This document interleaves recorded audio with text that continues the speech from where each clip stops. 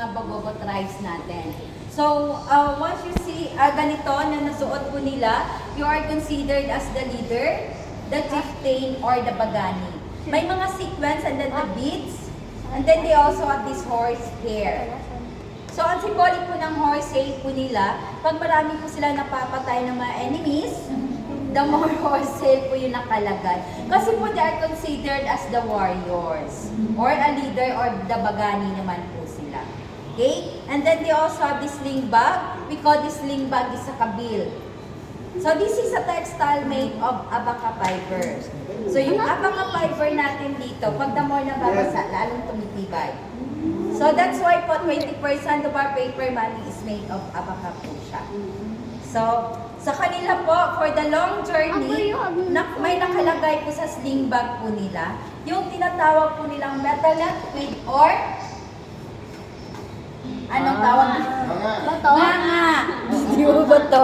The betel nut.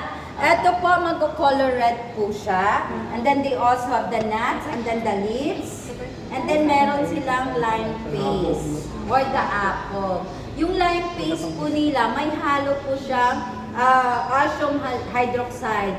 Kaya po, pampatibay po ng ipin po nila. And yung iba naman po, ginagawa po nilang parang cigarettes, alternative as cigarettes naman po. Pero hindi po advisable na minunguya mo everyday kasi po, yung nuts po nila parang may halong nicotine. So, ayun yung form of addiction kasi nila. So, nagsisigarettes po naman po. But for the Muslim tribe, this is the traditional rite passage during the wedding or may mga death po sila. Or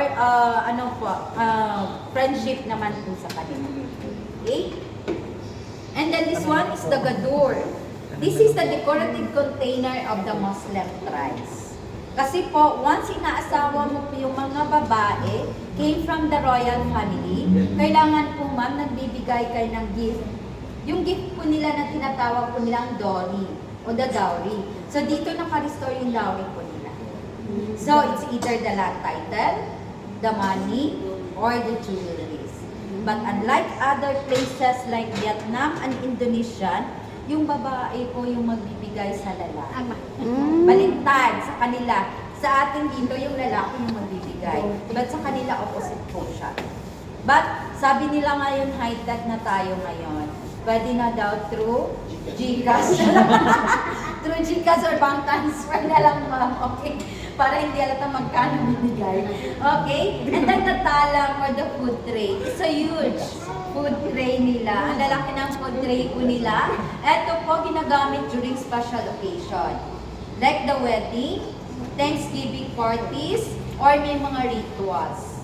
Lahat ng mga pagkain dyan naka-restore lahat. Kumbaga sa ating mga Pinoy, it's a budol-budol fight. So, social lang masyado sa kanila. The big food tray naman po sa kanila. And then the sultanate chair. Ito naman ginagamit ng mga sultan also during the wedding. So, once po meron kayo makikita sa bahay nila na ganito, the sultanate chair, the gadur, and then the tala, you are considered as the royal family.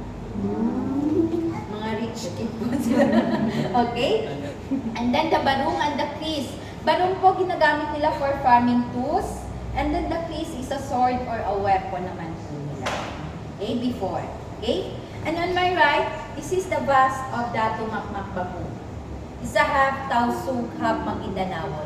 He is the defender of Davao who fought battle against Don Jose Ollantay. Para hindi kayo malito, this is the version of Magellan and Lapu-Lapu in Cebu. Kaya po hindi nasali sa Book of History ang Davao kasi Davao po is the last unoccupied territory ng mga Spaniards. So, di ba sa Cebu, it's March 16, 1521. Pero hindi po siya kumanta na si Sir, but hindi po na-invade ni Magellan kasi pinatay po siya ni Lapu-Lapu. So, the next expedition is Manila. That was 1565 by Miguel Lopez de Legazpi. From 1565 to 1800s, 283 years po bago napasok ng Davao. Nahirapan silang pumasok sa Davao, it's because we have a strong resistance of the 11 tribes here in Davao. So they filed for the resistance. Opo. Ayaw nilang may mapasok na ibang mga tao dito sa Davao. But then, si Dato Bangu po ang defender ng Davao natin. But namatay lang po siya natural death through depression. May depression na dati. Through depression kasi po nga, during the war, nagkasunod-sunod kamatay yung anak niya at asawa. But still a hero ng Davao because he defended Davao against our Spanish colonizers led by Don Jose Oyangkurin. Si Don Jose Oyangkurin, siya baga sumadyalan ng Cebu. Don Jose Oyangkurin was colonized Davao, that was 1848. And siya po nagdala ng Catholic faith dito sa Davao. That's why po 85% po dito yung Christians through the influence of the Spaniards natin. Pero nung time ni Dato Magbagu, ang pangalan po ng Davao is Pinagusaran.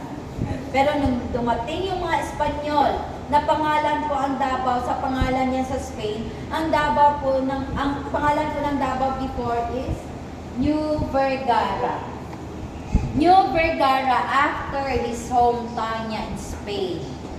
And the entire region sa Davao, ang pangalan po ng Davao before is New Guipuzcoa. After his home province niya sa Spain. But the name Davao po is the result of the phonetic blending of words from three Bagogo subgroups. Those are the indigenous people na different languages sa pagpangalan ng Davao. Sila po yung mga Tagabawa, Jangan, and then the Ubumanubo tribes. Tagabawa before, they call the river as Dabu. The Jangan, they pronounce it Duaw, and then the Ubumanubo, they call it Dabu. So yung Dabu, Duaw, and Dabu, so they're referring to one subject which is the river. Dito kasi yung main trading settlement nila sa river. Dito yung bagsakan nila ng mga pagkain po nila. Barter, yung mga barter po nila dito. So, that's why Davao basically means river po siya. Kasi po, the longest river natin is San Fernando Bukidnon. Going to Davao Gulf, doon na po nag-limit ang fresh waters and then the salt water, and it became Davao River. That's why po Davao basically means river po. Kasi kung nasa airplane kayo ma'am, tingnan yung river namin parang form ng snake, di ba? Because we're surrounded by Davao. That's why po from Dabu, Duaw, and Dabu referring to the river po siya. Okay? So after ng